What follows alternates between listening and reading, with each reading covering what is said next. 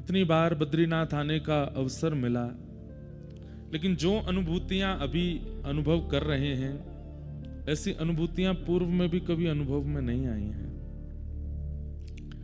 सबसे पहली बात तो बद्रीनाथ में हमेशा हम लोग ऐसे बार मिल रहा है, और उसका कारण ये कार्तिक मास,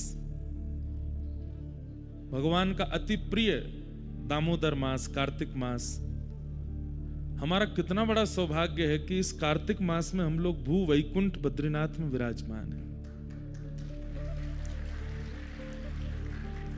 अगर संभव हो सके तो श्री तुलसी जी, उनकी जो थोड़ी सी आकृति, जो तुलसी जी का स्वरूप होता है, पत्र नहीं, जो उनकी डाल होती है, उसमें आगे थोड़ा रुई का फुआ लगा के शुद्ध देसी घी अर्पित करके और अग्नि प्रज्वलित करके बद्री विशाल भगवान की आरती कीजिएगा। ठाकुर जी को बहुत प्रिय लगती है तुलसी के द्वारा की गई आरती।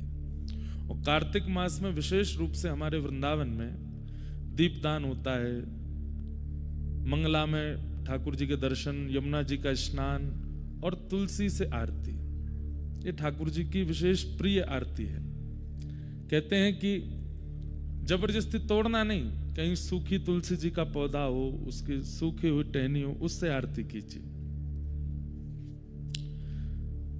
कितने एकादशी, कितने पूर्व के किए गए हमारे सत्पुण्य, सबका लाभ प्राप्त होता है वह आरती करने से। ठाकुर जी परम प्रसन्न होते हैं। उसमें भी आप लोग साक्षात भू वैकुंठ, पृथ्वी के वैकुंठ बद्रीनाथ में बैठे।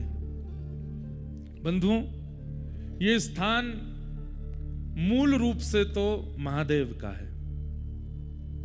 अगर आप यहां संकल्प लेंगे तो संकल्प में ब्राह्मण देवता आपके जब संकल्प बोलेंगे तो उसमें केदार खंडे, इसको केदार खंड कहते हैं, ये केदार खंड है। यहां पर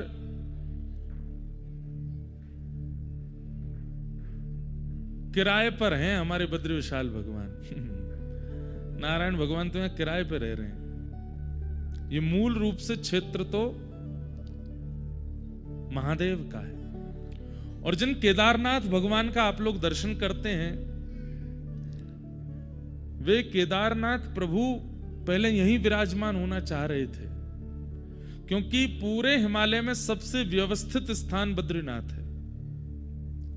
इतनी व्यवस्था और इतना व्यवस्थित वातावरण, ठीक है शीतल तो है, ठंडा तो है, लेकिन आप और कहीं जाकर के चार धाम में इतना लंबा समय नहीं रह सकते। गंगोत्री में रह पाएंगे, पर गंगोत्री बहुत नीचे है, गौमुखी तो बहुत ऊपर, वहां तो रह भी नहीं सकते। तो मूल रूप से चार धामों में बद्रीनाथ जो है ये व्यवस्थित है, यहां पर निवास किया जा सकता है। केदारनाथ में आप ज्यादा दिन नहीं रुक पाएंगे, व्यवस्था इतनी नहीं है। यमुनोत्री में ज्यादा समय नहीं रुक पाएंगे, व्यवस्था नहीं है। गंगोत्री में गौमुखी, जहां से गंगा जी प्रकट है, वहां नहीं रुक पाएंगे। गंगोत्री में तो रह सकते हैं। तो एकमात्र यही क्षेत्र है जहां निवास किया जा सकता है। क्यों? नर नारायण पर्वत की सन्निधि में मध्य में ये समतल भूमि है जहां पर हम लोग बैठे हैं। तो महादेव ने इसी भूमि का चयन किया, हम यहां विराजेंगे। लेकिन नारायण भगवान ने बोली आपसे पहले हमारी दृष्टि पड़ चुकी है यहां पे, हम इसको चुनेंगे। महादेव बोले आपको क्या करना है यहां पे? आप वैकुंठ में रहिए, तीनों लोकों के अधिपति आप, तो पूरी दुनिया में राज कर सकते हैं, लेकिन नाथ ये तप की भूमि है और आपको तप करना नहीं है, तो आप क्यों आएंगे? बोले नहीं, हमें भी तप करना है। महादेव बोले हम आपको तप करते देख नहीं सकते, हमारे स्वामी तप करें ये हम कैसे देख सकते हैं? और आपको तप की आवश्यकता क्यों? तो कल मैंने बताया कि प्रत्येक मानव के लिए तपस्या कर रहे हैं ठाकुर जी। तो पहले महादेव ही विराजमान थे यहां पर, लेकिन नारायण भगवान विचार किए कि राजी राजी नहीं मिलेगी जगह तो छलबल से ले लेंगे हम। और एक छोटे से बालक का रूप धारण करके तप्त कुंड के पास में, जैसे एक बालक किलकारी मार के रोता है, ऐसे ठाकुर जी रोने लगे। पार्वती मैया तब तक सरोवर में स्नान करने जब आई, महादेव से कहा, अरे ऐसा लगता है कि कोई देवांगना भ्रमण करने आई थी। बंधुओं एक बात बोले, हम ये मानवों का स्थान है ही नहीं, ये देवताओं की भूमि है। यहां देवता विचरण करते हैं, यहां यक्ष यक्षिणियां विचरण करती हैं, यहां सप्तऋषि विचरण करते हैं और कईयों को उनका अनुभव होता है।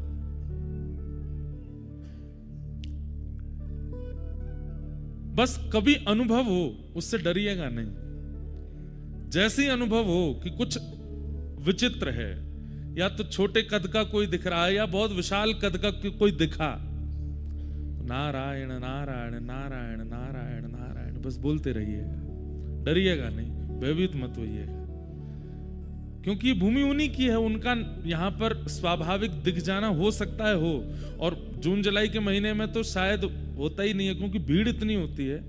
अभी यहाँ बहुत संख्या कम है, मेरे हिसाब से 2-2.5 हजार लोग भी नहीं होंगे पूरे बद्रीनाथ में। इतनी कम संख्या जब होती है तो निश्चित है कि देवजन्य आ ही जाते हैं। तो हो सकता है कि जो यहाँ निवास कर रहे हो उनको कुछ अनुभव हो जाए। वो बात अलग है, कोई घोड़ा बेच के सो जाता है तो उसको तो क्या ही अनुभव होगा, पर किसी को अनुभव हो जाए तो भयभीत मत होना, विचलित मत होना, भागना नहीं डर के, बस हाथ जोड़ करके नारायण नारायण नारायण, और थोड़ी सुध बुध रहे तो जो दिखें उनसे प्रार्थना कर लीजिएगा कि आप आए, बड़ी कृपा। अब उनसे भी प्रार्थना कीजिए कि वो भी अनुग्रह करा दें। होगा कोई अनुभव सूक्ष्म रूप का ही, लेकिन होगा जरूर। हमें हो चुका है इसलिए हम बता रहे हैं आपको, घबराइएगा नहीं। तो ये तो देवांगनाओं की भूमि है, देवताओं की भूमि है।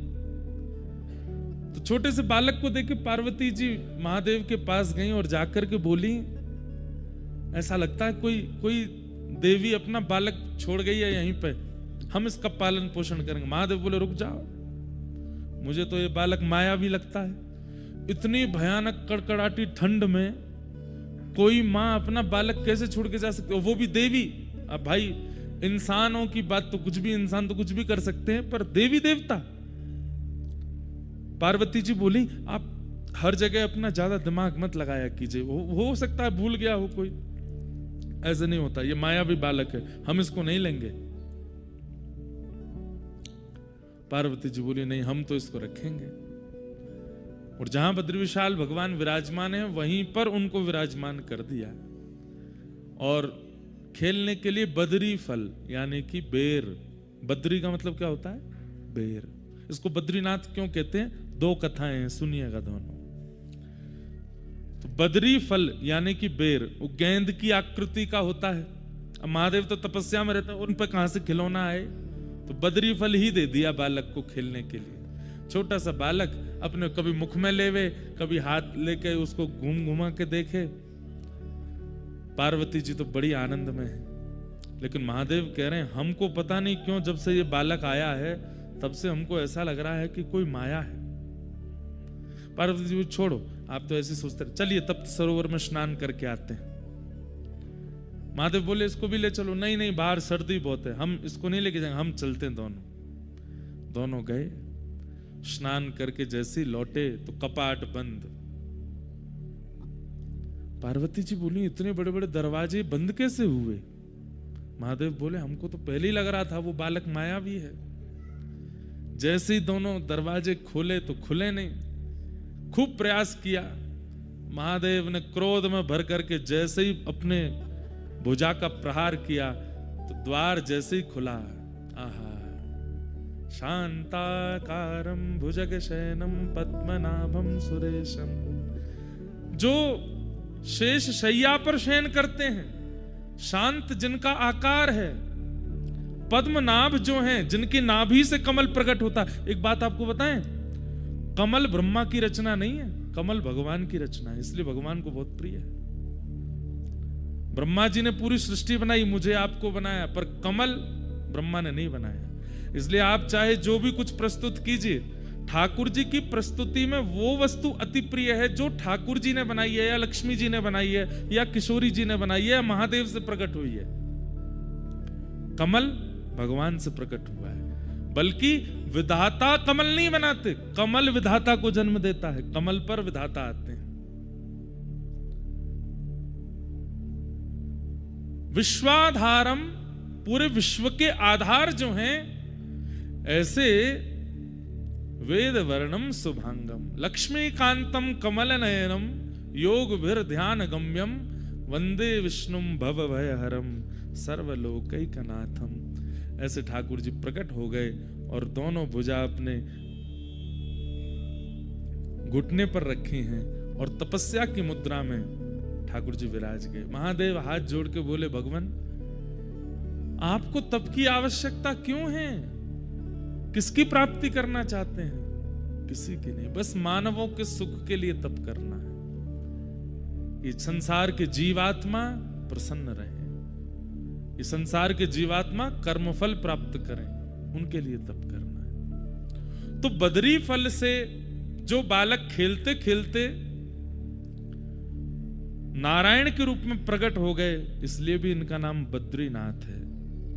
दूसरा भाव, पूरे विश्व में नारायण जहां भी गए हैं लक्ष्मी साथ गई, यहां पे नहीं आई।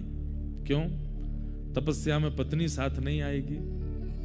उसके पीछे कारण क्या है? यहां पर भगवान बोले भैया हम तप करेंगे, गृहस्थाश्रम थोड़ी निभाना है। यहां पर लक्ष्मी जी से कहा आप वैकुंठ में रहिए, हम यहां तप की मुद्रा में विराज रहे हैं। ऐसे ही रो रहे थे बद्रीनाथ भगवान भी, बद्री फल दे दो बालक को। तो क्या बता रहा था मैं? लक्ष्मी जी को भगवान बोले देवी हम तप करेंगे, और तप के बीच में आप यदि हमारे साथ रहोगी, कभी कुछ सीरा बना लाओगी, लो बहुत ठंडा सीरा खा लो, कभी कुछ काढ़ा बना लाओगी, बहुत ठंडा कुछ काढ़ा पी लो, कभी सौल उड़ाओगी, कभी कंबल उड़ाओगी, कभी घी की मालिश करोगी, कभी गरम गरम जल लाओगी, कुछ करो, हमको तुम तप में देख तो पाओगी नहीं, इसलिए तुम वैकुंठ ही रहो, हमारे तप में विघ्न होगा। यहाँ के सेवायत बद्रीनाथ भगवान के स्पर्श करने वाले रावल जी को भी अधिकार नहीं है कि वो विवाह करें, वो भी आजीवन जब तक बद्रीनाथ भगवान की सेवा करेंगे वो भी ब्रह्मचर्य में रहेंगे, क्योंकि तपस्वी की सेवा ब्रह्मचारी ही कर सकता है। लेकिन लक्ष्मी जी से देखा नहीं गया, लक्ष्मी जी विचार करने लगी कि मैं क्या करूं, और तभी लक्ष्मी जी मन में विचार किया कि बदरी फल जो है यानी कि बेर, ये जिस पेड़ पर लगता है उस पेड़ की तासील बहुत गर्म होती है। सबसे ठंडा वृक्ष होता है चंदन का, और सबसे गर्म वृक्षों में एक गर्म वृक्ष होता है बेर का। लक्ष्मी मैया ने विचार किया कि ठाकुर जी बैठे हैं, इतनी ठंडी वायु चल रही है, ब्यार चल रही है, बर्फ गिर रही है, मैं अपने नाथ को देख नहीं पा रही। तो जहां पर ठाकुर जी बैठे थे ठीक वहीं कमर लगा करके लक्ष्मी जी ने विचार किया लक्ष्मी रूप में तो नहीं रह सकती, तब आप बदरी वृक्ष बन करके प्रकट हो गए, ताकि इनका स्पर्श रहेगा तो ठाकुर जी को ज्यादा शीतलता का अनुभव नहीं होगा, इसलिए बद्रीनाथ। बद्री यानी बेर, और यहां की बद्री यानी श्री लक्ष्मी ही बद्री वृक्ष बन के खड़ी हैं, इसलिए बद्रीनाथ माने लक्ष्मीनाथ, वही ठाकुर जी यहां विराजमान है। ऐसे श्री बद्रीनाथ। इस भूमि की इतनी सुंदरता का कारण क्या है? भागवत में वर्णन है। जब भगवान यहां पर तप करने के लिए बैठे, तो कोई भी तप करने बैठे सबसे पहले सिंहासन हिल जाता है इंद्र का। इंद्र सोचता है कि अब ये तप करके मेरे सिंहासन को लेंगे। इंद्र को यह नहीं पता कि वो त्रिलोकीनाथ हैं, वो चाहते हैं तो तुम सिंहासन पर बैठते हो, लेकिन फिर भी उसको चिंता हो गई। इंद्र ने एक ही बाण है उसके पास सबकी तपस्या भंग कराने का, कामदेव से जाकर के कहा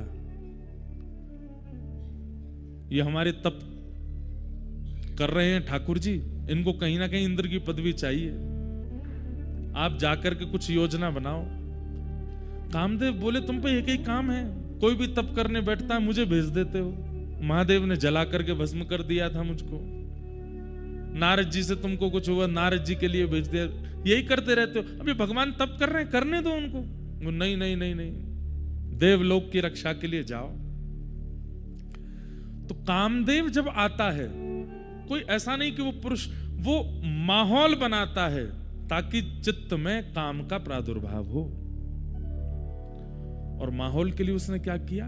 सुंदर पवन बहने लगी, सुंदर सुंदर वृक्ष प्रकट कर दिए इन पर्वतों पर, ऐसी सुंदरता फैला दी। यहां थोड़ी दूर पर फूलों की घाटी है, हेमकुंड साहिब जाते हैं वहां पर, ऐसे सुंदर पुष्प हैं, विश्व के सबसे सुंदर पुष्पों की घाटी है यहां पर। कामदेव ने सुंदर पुष्प, सुंदर वृक्ष, सुंदर सब कुछ व्यवस्थित कर दिया कि देख करके सबके चित्त में काम प्रकट होने लगे। लेकिन ठाकुर जी की तपस्या को भंग नहीं कर पाया। ठाकुर जी तो मंद मंद मुस्कान लगे, कोई बात नहीं, अच्छा है हमारे आश्रम को, ये भगवान का आश्रम है, बद्रिकाश्रम, एक प्रकार से आप ठाकुर जी के आश्रम आए हो। बोले अच्छा है, हम तो तपस्या में बैठे हैं, सेवकगण है नहीं, बढ़िया कामदेव पूरे आश्रम को सजा रहा है, अच्छा है सजा लो। एक बाण चलाया वायु का, दूसरा बाण चलाया सुंदर वातावरण का, लेकिन तब भी ठाकुर जी का मन बिल्कुल विचलित नहीं हुआ। तब उसने तीसरा बाण चलाया, सुंदर सुंदर अप्सराओं को भेज दिया। कोई नृत्य कर रही है, कोई गा रही है, कोई श्रृंगार कर रही है, कोई ठाकुर जी के लिए प्रसादी बना रही है, सब ठाकुर जी को चारों ओर से घेर ले। ठाकुर जी मंद मंद मुस्कुरा रहे हैं, देख करके बढ़िया है, आनंद करने तो। अनेक प्रयास करने पर भी जब ठाकुर जी की तपस्या भंग नहीं हुई, कामदेव ने सबरे बाण चला दिए। अंत तो गत्वा कामदेव आया और चरणों में आकर के क्षमा प्रार्थी हो गया। बोले नाथ, असंख्य वर्षों तक मैं आपको विचलित करने का प्रयास करता रहा, लेकिन आप ना तो विचलित हुए और सबसे बड़ी बात ना क्रोधित हुए। आपको गुस्सा भी नहीं आया, आप मुस्कुरा रहे हैं। मुझसे गलती हो गई, अपराध हो गई, क्षमा कर दो। भगवान बोले नहीं, हमको तो बहुत प्रसन्नता है, हम तो यहाँ तपस्या कर रहे थे, उठना हमारा है नहीं, तुमने बढ़िया हमारे आश्रम को सजा दिया, बहुत अच्छा किया। अब जाओ नहीं, सब यहीं रह जाओ, इस नगर की और इस आश्रम की सुंदरता बढ़ाते रहो। तो ये जो सुंदरता है यहाँ पर, ये जो सौंदर्य है, ये किया गया था ठाकुर जी की तपस्या भंग करने के लिए, लेकिन ठाकुर जी ने इस सौंदर्य को सदा के लिए यहीं पर अवस्थित कर दिया। और भगवान ने कहा देखो, हर तपस्या करने वाला अपनी तपस्या तोड़ दे ऐसा नहीं है। और ये तुम बात बात पर अप्सराओं को लाके खड़ा मत किया करो। तुम सोचते हो कि हमें अप्सराएं अपने ऊपर व्याकुल कर लेंगी। बोले गलती हो गई भगवान। भगवान बोले रुको। और ठाकुर जी ने ऐसी अपनी जंघा का, अपनी उरु का जैसे ही घर्षण किया, तो यहां के घर्षण